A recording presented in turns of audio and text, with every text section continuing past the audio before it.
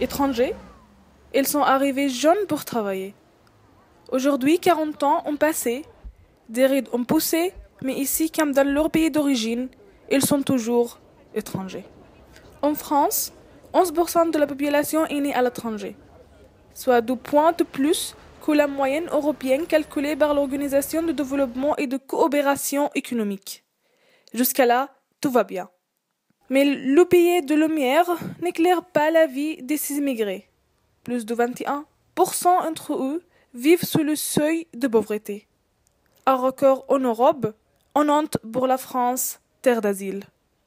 Pour s'en rendre compte, il faut se rendre dans les foyers, là où la plupart des immigrés épousent la France et ses conditions de vie. Et donc la suroccupation, elle est énorme, quoi.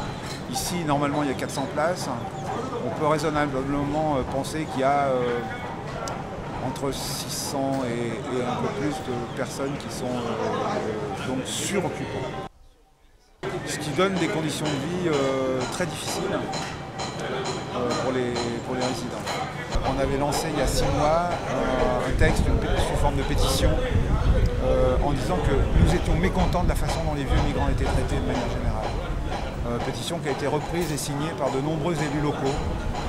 Nous on est sur place, on voit ce qui se passe, on est en contact avec la réalité et on voit bien que les vieux migrants ne sont pas traités comme ils le devraient en France.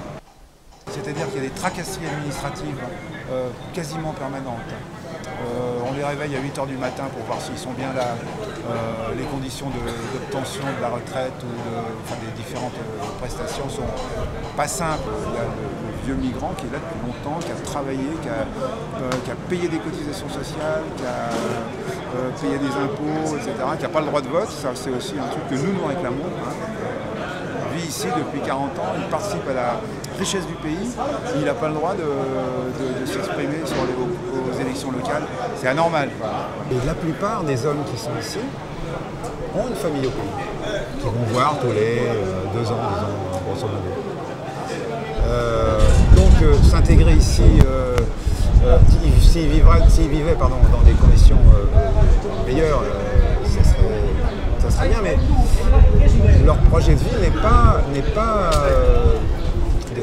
familial, etc. Ils ne se trouvent pas ici, ils sont au pays, quoi.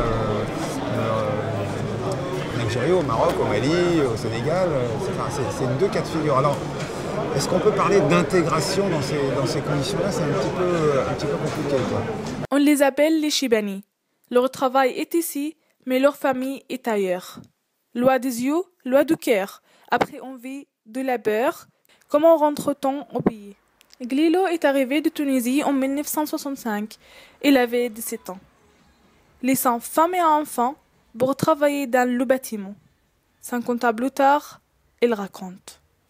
وهني يعني هو نحس غادي كغريب ولا هنا كغريب كيف فهمت هذاك شنو من ماذا بيا يعني نروح ولكن صعب عليا الوقت فاتني كما نقولوا الجماعه نتاعي يعني فاتوا انا باش نقعد بحذاهم ولا مش بقينا داري ولا عيلتي وهني ولادي هكولا على ارواحهم كل حد على روحه عيلتي هي غادي ولا هني عندي يعني هني فهمت اللي من الافضل تكون بحذايا فهمت هذاك خرجت ريتريت وليت نلوج على سكنه وحدي يعني خاطر ما عادش نجم يفزوا اللي هي مش يخدم يفز 5 متاع الصباح باش ياخذ اول المترو ياخذ 5 متاع الصباح دونك يعني ما يساعدنيش ظروف بما اني يعني مريض ناخذ في الدواء وناخذ في الواحد فهمت وما يساعدهمش هما ما يساعدهمش باش يسكنوا معاي الاوقات نتاعهم ما تسمح لهمش ثم اللي يسهر ويجي وثم اللي يحب يرقد ويفز بكري يمشي الخدمه نتاعو يعني معناها قعدت في حرج من الموضوع هذا ما يساعدنيش حبيت نلوج باش نلقى كيفاش نعمل المويان كل باش نلقى كيفاش نسكن وحدي دونك جينا الوقت هذا لقيت يعني السكنه هذه من عند واحدة كريت من عنده وحدي فهمت 992 اورو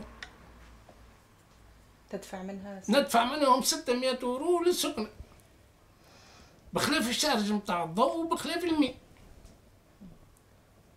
وقعدت برشا عام يعني هيك مريض وحدي نعيش ما نجمتش باش قعدت عام نجري على الفيزا باش يعطيوها لي. فهمت؟ مرتي باش تجي تقوم بيا. فهمت؟ بعد عملت ريجروبمون فاميليال، ما قبلوش عليا السكنة هذه، قواها ما يتكفيش في المتراج. فهمت؟ يعني عندي ناسيوناليتي. في عمره هذايا 76 عام، يجي مثلا يقعد يغسل في دبشو، طيب في عشاه، يرقد في فرش ما اللي يقلوش مش فرشو، يخلي فرشه بديه كما نقولوا احنا ومزيان وكل شيء، ما هوش هذا قايم، ما يناسبش عمره اللي يعيش فيه. مثلا ما يلقاش حتى مع شكون يتكلم، ما يلقاش مع شكون يحكي، محروم من برشا حاجات. عاش هو الواحد يقول لك Comme la pension de retraite ne suffit pas, les retraités doivent travailler. Absurde, mais obligatoire. Les banlieues sont peuplées de ces travailleurs fatigués par le poids des années. Après les 3-8, ce sont les 3M. Manches, marchés et magasins où ils vendent des vieux vêtements. Les images ne manquent pas, mais la honte les empêche de témoigner de leur quotidien. Le gouvernement est conscient de la situation et a saisi le Conseil d'État. Territo y a remis un rapport. Les politiques d'intégration comme portant essentiellement sur les jeunes et puis les immigrés qui viennent d'arriver, la réalité est complètement différente. La politique d'intégration, c'est pour l'essentiel des gens qui sont déjà sur le territoire français, puisqu'ils ont vocation à s'intégrer à la nation, quel que soit le terme qu'on emploie. Et parmi eux, il y a, on l'ignore trop souvent, beaucoup de vieux. Une part importante de travailleurs qui sont venus souvent à la demande de la France, on a eu tendance à l'oublier récemment, qui ont passé 35-40 ans à travailler, souvent dans des métiers d'une très grande pénibilité, et qui, la retraite venue, sont en France et continuent à vivre comme vivait un immigré algérien en 1950, c'est-à-dire à l'écart de la société, les gens restant entre eux, n'ayant que très peu de contacts, peu reconnus. Alors, là, je réponds à une autre question que celle que vous m'avez posée, c'est pourquoi s'intéresser aux vieux en s'intéressant à l'intégration? Parce que c'est une partie tout à fait essentielle du problème. Il ne faut pas être obsédé par les jeunes et la violence, le terrorisme, les menaces, le chômage, la formation. Il faut être obsédé par les vieux, c'est central. On arrivera à crédibiliser la démarche d'intégration pour les plus jeunes que si on montre visiblement que nous avons vis-à-vis des vieux un comportement décent, moral, de reconnaissance, et qui est d'abord un comportement qui concerne leurs conditions matérielles de vie. Où sont-ils logés? Comment sont-ils soignés? Quelle est la vie familiale qui est la leur? Quels sont les droits sociaux qui sont les leurs? Mais c'est aussi un comportement de reconnaissance vis-à-vis de ce qu'ils sont.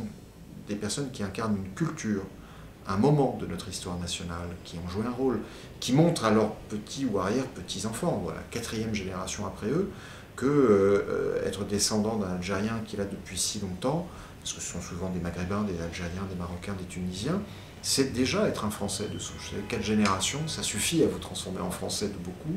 Ils ont une mémoire à passer, une identité à transmettre. Le travail de M. To et Riznik, entre autres, pousse le gouvernement à prendre des mesures. Le 28 mai dernier, lors de l'audition par la mission d'information parlementaire sur les immigrés âgés, Marisol Touraine, ministre de la Santé, espérait assouplir les conditions d'obtention de la retraite, faciliter les démarches administratives et rendre possible l'exportation dans les pays d'origine et des allocations pour les 850 000 Chibani avant la fin de l'année.